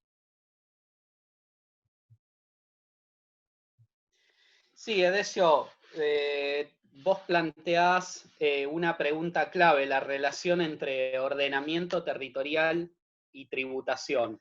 Sí. Digamos, y ahí es importante resaltar la cuestión, la tributación sobre la propiedad inmobiliaria en Argentina está concentrada fundamentalmente, digamos, en provincias y municipios. Algunos municipios cobran el impuesto predial, en general muy pocos, en casi todas las provincias argentinas. Esa es una responsabilidad del gobierno provincial, pero obviamente no es posible pensar una política virtuosa de ordenamiento territorial y de regulación del mercado de suelo sin tener una política tributaria que también sea virtuosa y que vaya en línea, digamos, con estos planteos. Yo creo que ahí lo que tenemos es un enorme desafío en cómo lograr que el diálogo entre los planificadores urbanos y los tributaristas no sea un diálogo de locos, ¿no? Donde uno pregunta qué día es hoy y el otro le responde las 4 de la tarde y el otro dice, uy, me pasé por una cuadra y me bajo del colectivo, digamos, como cuenta un cuento por ahí.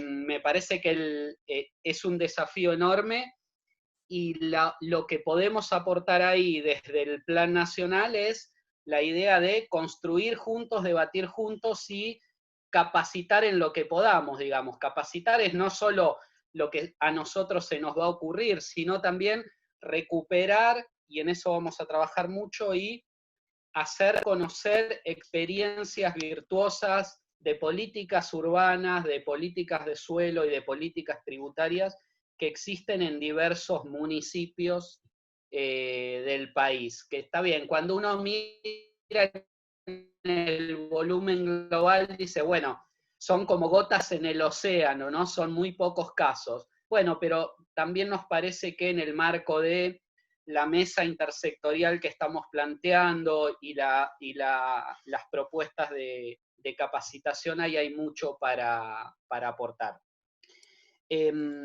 Respecto a si solo estamos pensando en la propiedad pública o en otras formas, no, digamos, ahí yo creo que es otro de los desafíos que tenemos por delante, pensar en diferentes mecanismos. Por ejemplo, nosotros desde el programa de crédito argentino del Bicentenario, el PROCREAR, comenzó entre 2012 y 2015 la construcción de, más allá de los créditos hipotecarios que dio, comenzó la construcción de 30.000 viviendas, digamos, en tierras públicas del Estado Nacional, que fueron puestas para ser, digamos, administradas y transformadas en viviendas por el programa. De esas 30.000 viviendas, la verdad es que 4 años después, yo digo, entre 2012 y 2015 a mí me tocó trabajar en PROCREAR, en el programa, básicamente en la producción de suelo urbano, donde produjimos 9.000 lotes con servicios para dar respuesta a familias que tenían un crédito para construir, pero no podían acceder a un lote donde hacerlo. Y en ese marco también hubo una política de construcción de viviendas. Hoy nos encontramos con un parque habitacional sin entregar, son viviendas terminadas en manos del Estado y que están sin entregar, digamos. Y ahí estamos pensando, más allá de seguir con las entregas que ya están pautadas, digamos, estamos pensando en avanzar en algunas experiencias de, bueno, que parte de ese parque habitacional pueda ser puesto, digamos, ser no vendido, sino crear un parque habitacional de vivienda pública en alquiler para también poder contribuir a, bueno, ofrecer esa modalidad, digamos, de acceso a la vivienda y también, ¿por qué no?, lograr mejorar la oferta para ver la posibilidad de reducir los precios de los alquileres, digamos. Respecto a la pregunta de Ivana sobre la superposición entre el AVE y el Plan Nacional de Suelo, a ver, la gestión anterior del AVE lo que hizo fue básicamente vender tierra pública, muchísima tierra pública se vendió, muchas de esas ventas fueron frenadas ahora en la asunción del nuevo gobierno, ya sea por decisiones administrativas que permitieron volver atrás con esas decisiones, o por la judicialización de algunas, digamos, dependiendo en qué instancias se encontraran.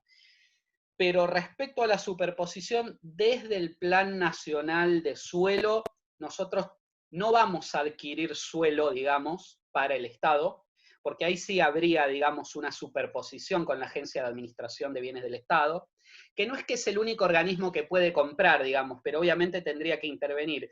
Pero justamente porque nosotros estamos pensando en que sean los municipios y las provincias los que tengan sus propios bancos de tierras, digamos, y un banco de tierras públicas que administren. En todo caso, en lo que vamos a trabajar es en apoyar la adquisición de tierra por parte de provincias y municipios. Y ahí cuando digo apoyar la adquisición, no pensemos solo en financiarlos para que compren. Apoyarlos también tiene que ver con esto que planteaba, de utilizar instrumentos urbanísticos que permiten que la valorización que el Estado produce con los cambios normativos, con la aprobación de nuevos planes urbanos, pueda ser recuperada parte de esa valorización, por ejemplo, quedándose con parte de la tierra con las nuevas normas urbanísticas, digamos. Entonces, en ese sentido, no hay superposición con el rol de la Agencia de Administración de Bienes del Estado. Cristina. Sí, respecto a la cuestión de la propiedad colectiva, es bien interesante. Yo hace un par de años estuve en Brasil donde discutían un montón de cuestiones sobre la idea de función social de la propiedad, con una gama de interpretaciones y debates que nosotros, como vos decías al inicio, no la tenemos. Entonces, hay una cuestión bastante blanco y negro en Argentina, que es esto de la propiedad, e incluso hay todas unas organizaciones que ahora reivindican la idea de inquilino como un estado de poder, estado de habitar la ciudad, ¿no? Y no simplemente una deficiencia para antes de acceder a la propiedad.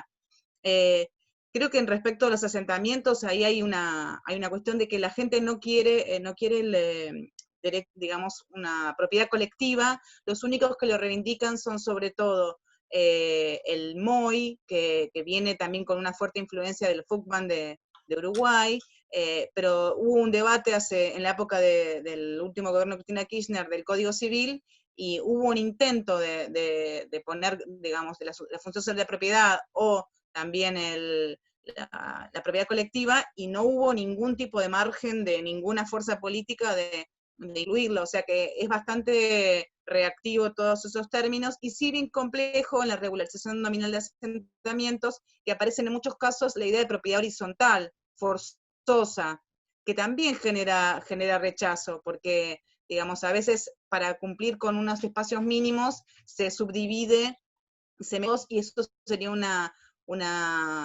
en propiedad horizontal, y la gente tampoco tiene ganas de tener la propiedad horizontal con otros que a lo mejor no conoce o está peleado y demás. Entonces hay mucha discusión respecto de la propiedad, está todavía, es muy difícil entrar a otras formas de propiedad en Argentina que la propiedad individual.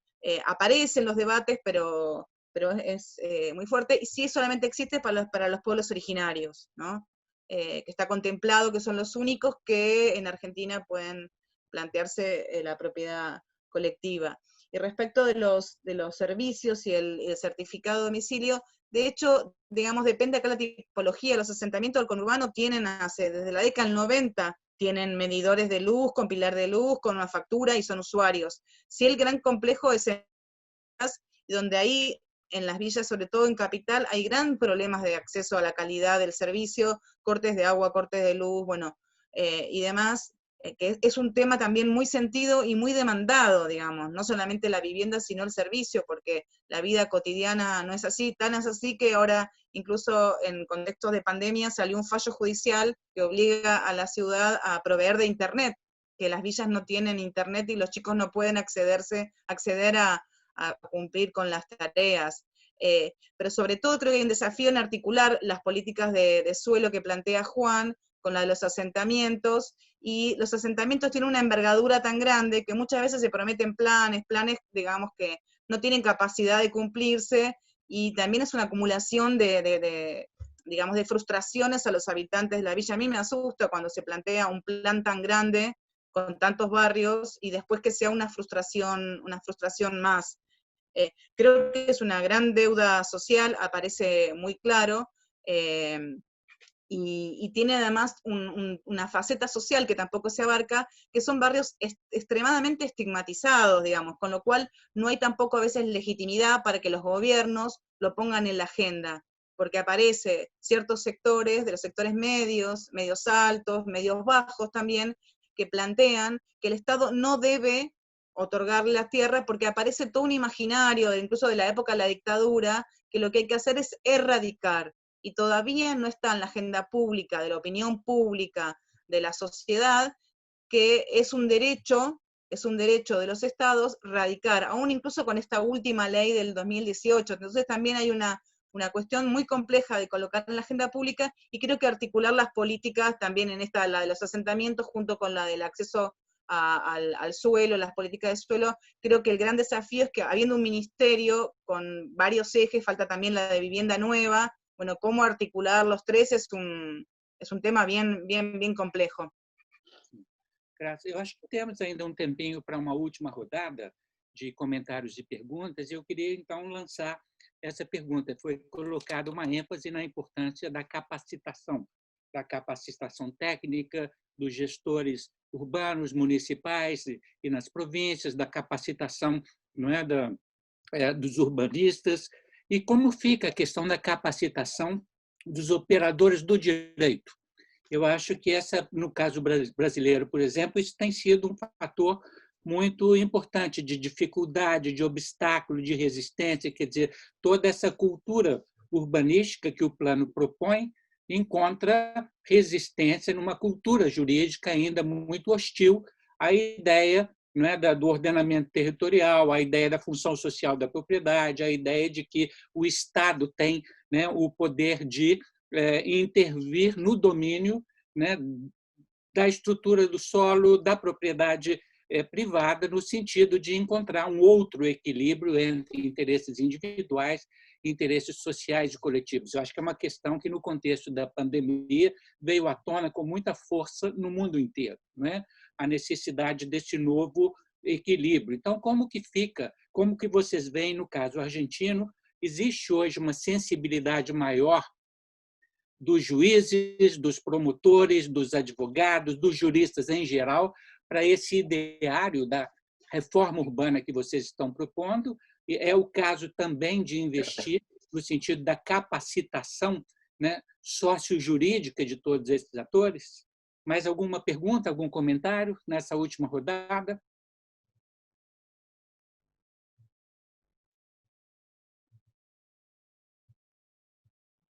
Não? Juan?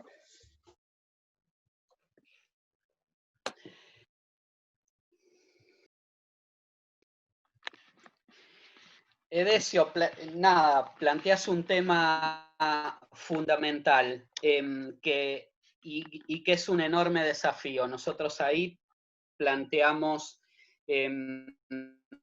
obviamente tenemos un enfoque prioritario hacia los decisores de política pública, básicamente técnicos y funcionarios municipales y provinciales, porque son, digamos, como el primer eslabón de ejecución o de no ejecución, digamos, de la política, y que nos parece importante entonces trabajar ahí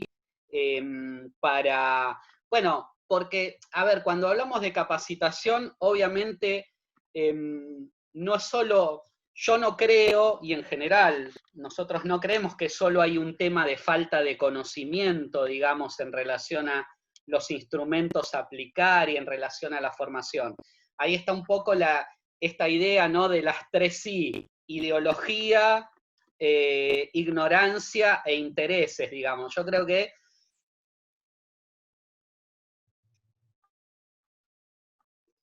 a veces la falta de conocimiento, formación que las políticas que recibimos, digamos, o que recibe la mayor parte de quienes se forman en los temas territoriales y en las escuelas de arquitectura sobre todo, pero que obviamente no es el único tema importante. Después hay algunas cuestiones que tienen que ver también con los intereses, y que esos intereses es clave, bueno, nada, trabajarlos, romperlos y en todo caso generar los apoyos para lograr vencer a esas resistencias, ¿no? Pero bueno, también uno mira y dice, bueno, qué sé yo, un plan nacional urbano en Argentina hace algunos años, por ahí era una cosa que nosotros decíamos, deberíamos pensar en eso. Bueno, hoy tenemos la oportunidad de ponerlo en marcha. la ley, digamos, que crea el Registro Nacional de Barrios Populares y que declara sujeto a expropiación muchos de esos barrios, en algún momento lo hubiésemos pensado también como algo improbable. La ley de acceso justo al hábitat en la provincia de Buenos Aires, lo mismo. Y, bueno, uno ve que a veces se dan procesos políticos, procesos sociales y oportunidades históricas para abordarlos. Y yo creo que la pandemia nos da también esa oportunidad y nos pone en el desafío de pensar un poco, bueno, cómo logramos, a partir de la evidencia de las consecuencias que la pandemia va a tener, cómo logramos correr un poco el límite de lo posible en términos de políticas territoriales, urbanas y de suelo que sean más integradoras y que promuevan ciudades más equitativas. Si la justicia o los operadores de la justicia, digamos, o del derecho, los operadores del derecho, están más o van a estar más sensibles a estos temas, yo creo que es un tema que mi respuesta sería, ojalá que sí. Veremos cómo evoluciona, digamos, en el tiempo. Pero sin dudas que la capacitación e inclusive la discusión y el debate es clave para ello. Digamos. Cristina, últimas palabras. Sí.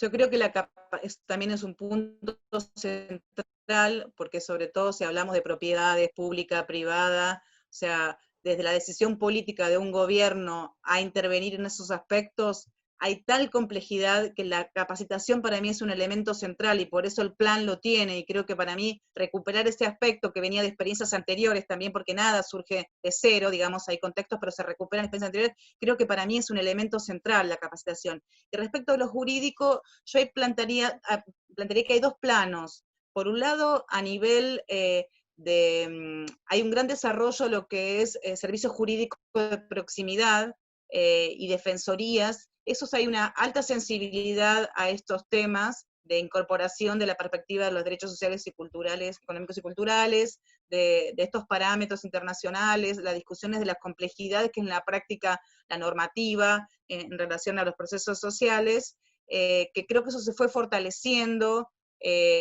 consolidando y tiene experiencias muy ricas. Y después a nivel más macro de la justicia estamos en un proceso de fuerte disolución y crisis del sistema judicial, y también ahí es muy, muy variable. La minoría atiende a los pobladores o a las demandas que tienen que ver con el acceso a la ciudad. Creo que estamos en una gran crisis del sistema judicial, pero sí un fortalecimiento, digamos, de estos servicios jurídicos de proximidad.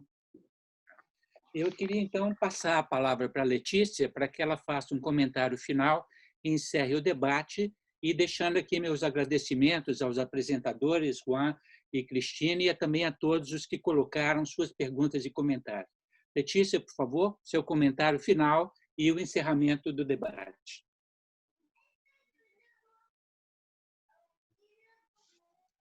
O microfone está fechado. Desculpa. Muito obrigada pela participação, Cristina, Juan, Edésio e aos participantes.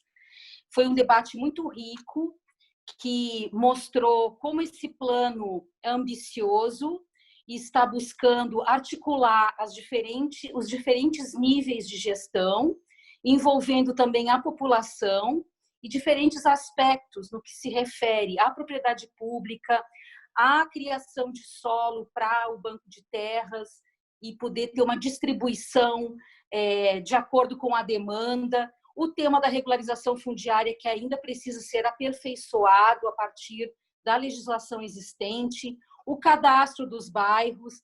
Então, isso mostra que a Argentina está avançando em um processo muito importante e rico com participação popular.